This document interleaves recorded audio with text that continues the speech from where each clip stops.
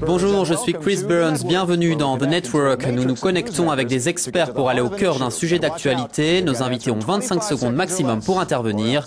Découvrons notre sujet du jour.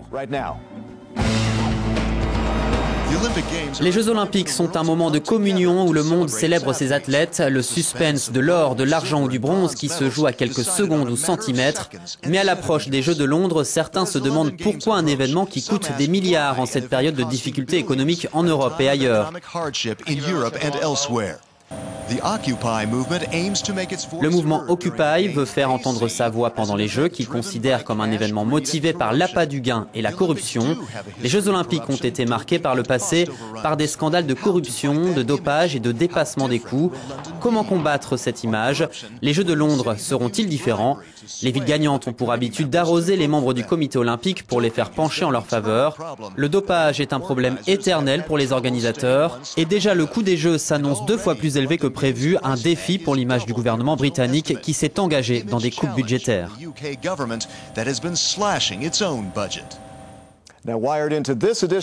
Connecté pour cette édition du Network depuis Londres, Ali Cheroleslami, le correspondant d'Euronews à Londres.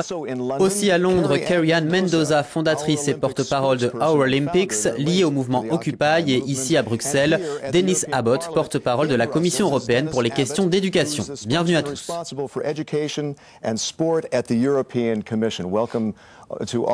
Commençons par une question pour vous tous. D'abord, Kerry-Anne. Les Jeux Olympiques sont d'habitude un gouffre financier, laissant des bâtiments coûteux dont personne ne veut. Cela coûte des milliards. Pourquoi continuons-nous ainsi? Dites-moi ce que vous en pensez, allez-y.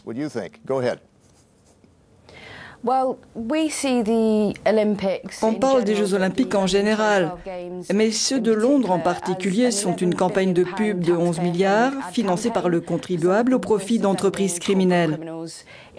Par exemple, la compagnie pétrolière BP comme partenaire officiel de compensation du carbone des Jeux.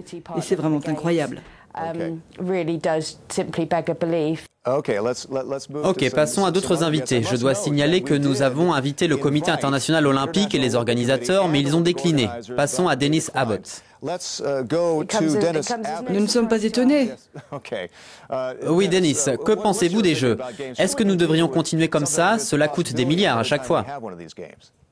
Oui, tout le monde sait que les Jeux Olympiques coûtent beaucoup d'argent, mais ils apportent aussi beaucoup pour la communauté et la ville concernée, en termes d'emploi et de croissance. Selon nos estimations, le sport génère entre 2 et 4% du PIB européen.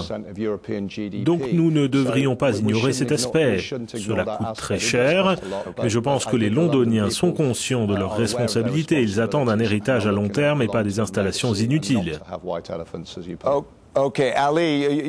Ali, vous êtes sur place, vous regardez comment cela a été construit, comment ça se poursuit.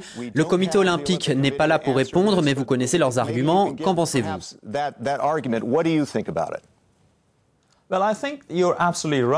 C'est tout à fait vrai. Il y aura des installations inutilisées, mais en même temps, la ville de Londres fait face à d'énormes défis. Par exemple, le métro de Londres est l'un des plus chers au monde. Mais de nombreux travaux sont nécessaires. Et les Jeux Olympiques ont poussé les autorités de Londres à mener à bien ces changements. Certains suggèrent que les Jeux aient toujours lieu au même endroit. Comme ça, on n'a pas besoin d'investir des milliards à chaque fois. Qu'en pensez-vous, Kerry-Anne? Je suis complètement d'accord.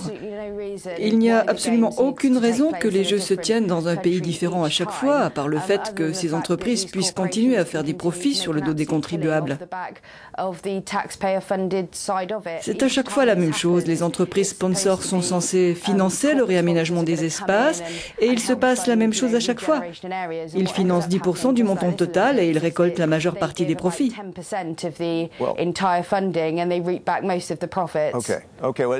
Denis, c'est juste une question de profit ou cela a-t-il un sens que les Jeux se déroulent à chaque fois dans une ville différente? Oui, je ne suis pas du tout d'accord avec Kerry-Anne sur ce point. Les Jeux Olympiques sont un événement international pour lequel les villes sont très fières de se porter candidates et elles sont très fières de les accueillir.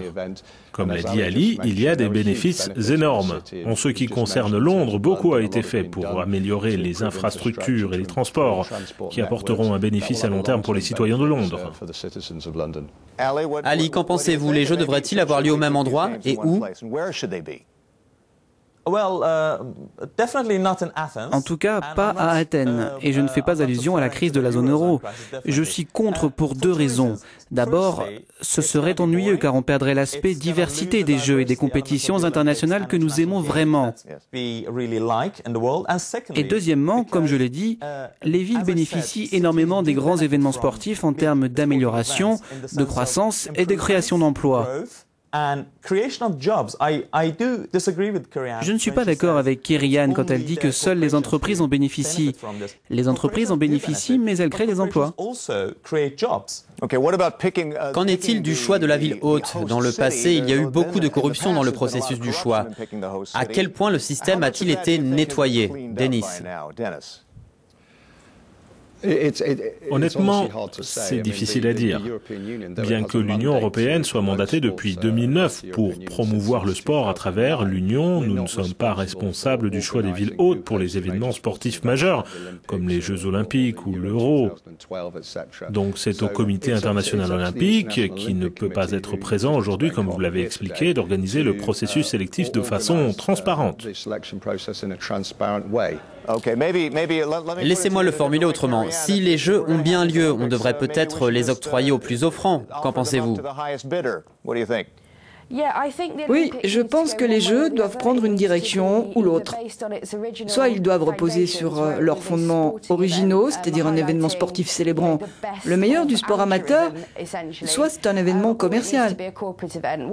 Ce qui se passe, c'est qu'ils sont devenus un hybride où la part du sponsorat en termes de pourcentage est extrêmement bas. Ce sont les contribuables qui payent la majeure partie de la facture.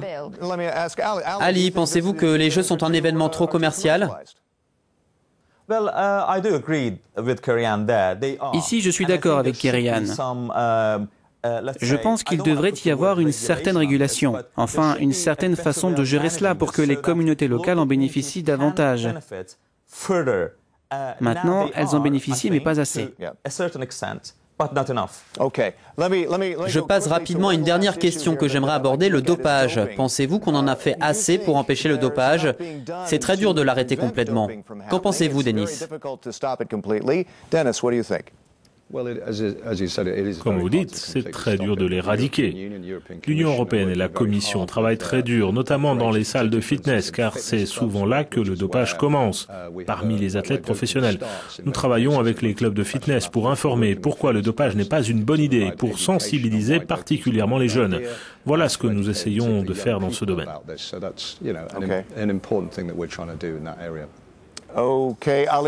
Ali, je me tourne vers vous.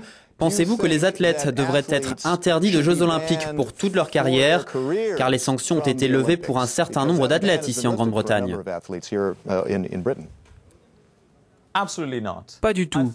Je pense que le dopage ne doit pas être considéré comme une affaire criminelle.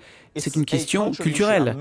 Beaucoup d'athlètes ne reconnaissent pas le fait que l'esprit de ces Jeux, c'est l'athlétisme, et c'est une compétition juste.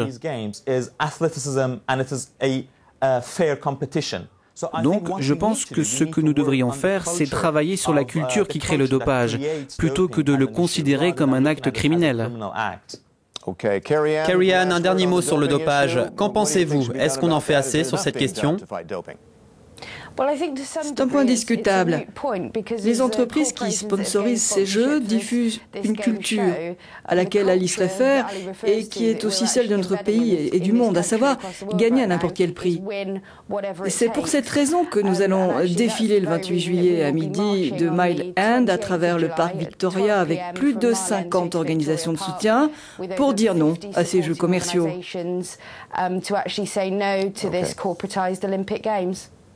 Merci Kerry-Anne, c'est la fin de cette émission. Merci à nos invités, Ali Cheikh-Oleslami, Kerry-Anne Mendoza et Denis Abbott. Je suis Chris Burns, je vous dis à bientôt. Merci de vous être connectés à The Network.